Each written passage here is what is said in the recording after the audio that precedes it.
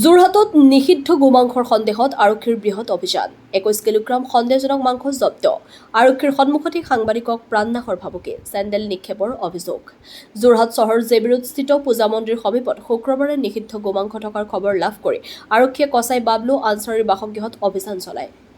অভিযানৰ সময়ত আৰক্ষীয়ে প্ৰায় 21 কিলোগ্ৰাম সন্দেহজনক গোমাংস উদ্ধাৰ কৰি জব্দ কৰে। ঘটনাৰ সৈতে জড়িত অভিযোগত আৰক্ষীয়ে বাবলু আনচাৰীক আটক কৰি গ্ৰেপ্তাৰ কৰিছে আৰু তেওঁৰ বিৰুদ্ধে আইনী ব্যৱস্থা গ্ৰহণ কৰাৰ আৰম্ভ কৰিছে।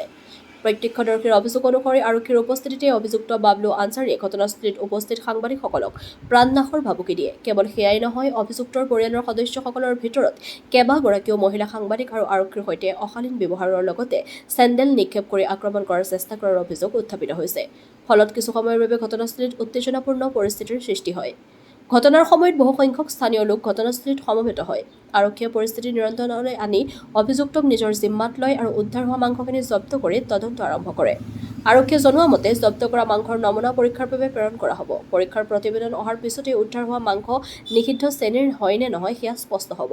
বৰ্তমান সমগ্ৰ ঘটনাটোৰ গভীৰ তদন্ত অব্যাহত আছে আৰু আৰক্ষীয়ে অভিযুক্তক সোধপোছ চলাই আছে। যোৰহাটৰ পৰা ধ্ৰুৱজ্যোতি পাছনৰ ৰিপৰ্ট AIN লাইভ।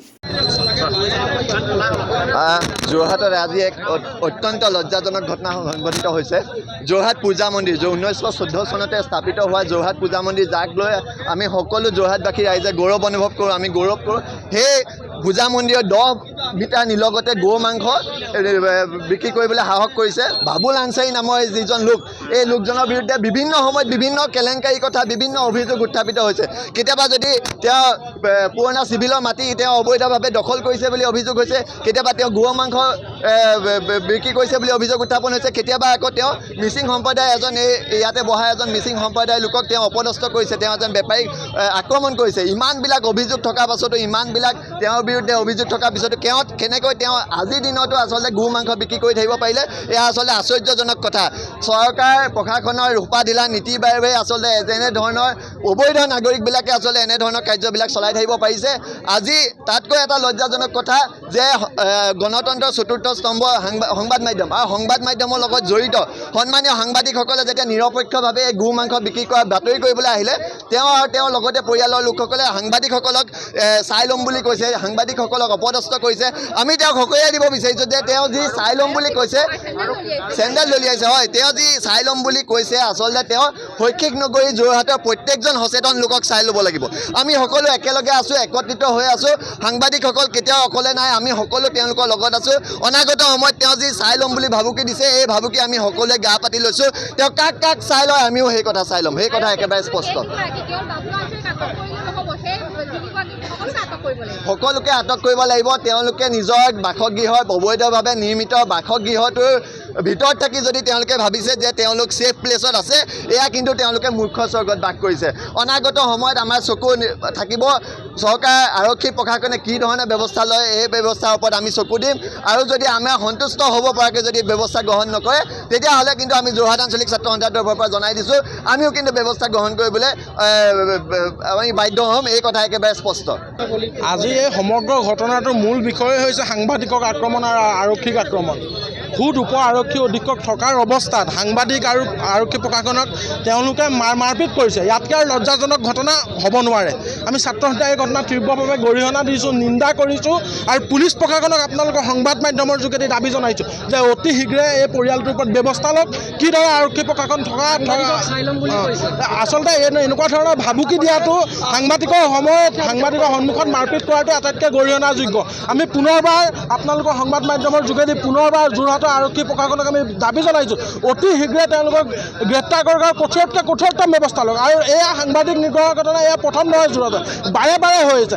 সাংবাদিকৰ মূল দায়িত্ব হৈছে যে যিকোনো ঘটনা হ'লে বাতৰি পৰিৱেশন যোৱা। বাতৰি পৰিৱেশন কৰিব যাওঁতে আচলতে কিদৰে তেওঁলোকক মাৰপিট কৰিছে, চেণ্ডেল খুলি দলিয়াই দিছে। ইয়াতকৈ আৰু দুখজনক কথা একো হ'ব নোৱাৰে। আমি পুনৰবাৰ আপোনালোকৰ সংবাদ মাধ্যমৰ যোৰহাট জিলা প্ৰশাসনে দাবী জনাইছোঁ, অনতি পলমে এই ঘটনাত জড়িত প্ৰত্যেকজন দোষীক গ্ৰেপ্তাৰ কৰক। আপোনাক সেইটোৱে কৈছোঁ, আজি সমগ্ৰ ঘটনাৰ মূল কথাটো হৈছে সাংবাদিকৰ আক্ৰমণ।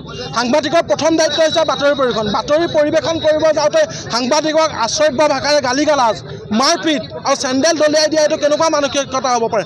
যোৰহাট সদৰ থানাৰ পৰা 400 মিটাৰ নিলগত এইটো ঘটনা পুনৰাবৃত্তি হৈছে। আজিৰ পৰা 6 মাহ আগতো আমি দেখিছিলোঁ। বাৰে বাৰে এনেকুৱা ঘটনা কৰিবলৈ তেওঁলোকে ক'ত সাহস পাইছে? যোৰহাট আৰক্ষী প্ৰশাসন শুই আছে নেকি? যোৰহাট আৰক্ষী প্ৰশাসনৰ সন্মুখত আক্ৰমণ কৰিছে।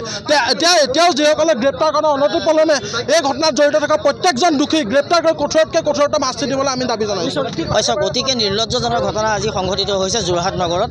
যোৰহাট নগৰৰ মাজমজিয়াত আপোনালোকে চাওক, 20 মিটাৰ আঁতৰত আপোনাৰ যোৰহাট পূজা মন্দিৰ ভাগি আছে।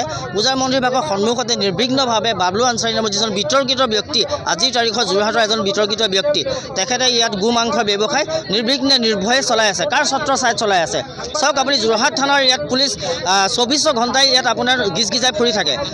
তেনেস্থলত কেনেধৰণে এই নিষিদ্ধ ঘোষিত গো মাংস তেখেতলৈ বিক্ৰী কৰিব পাৰিলে? আৰু চবতকৈ ডাঙৰ কথা, গণতন্ত্ৰৰ চতুৰ্থ স্তম্ভ সাংবাদিক নিগ্ৰহৰ ঘটনা, যিটোক আমি একেবাৰেই সহ্য নকৰোঁ। আটাইতকৈ লজ্জাজনক কথা, আৰক্ষীৰ সন্মুখতে তেওঁ আমি বাতৰিত আপোনালোকৰ আমি সামাজিক মাধ্যমত দেখিবলৈ পাইছোঁ, তেওঁ সাংবাদিকৰ যিটো এই চিম্বলটো তেওঁলোকে হাতেৰে তেওঁ ওফৰাই দেখিছোঁ আমি। গতিকে এই বিতৰ্কিত ব্যৱসায়ীজনক সুৰক্ষা কোনে দিছে? আগতেও বহুবাৰ তেওঁ এনেকুৱা বিতৰ্কত তেওঁ সোমাইছে।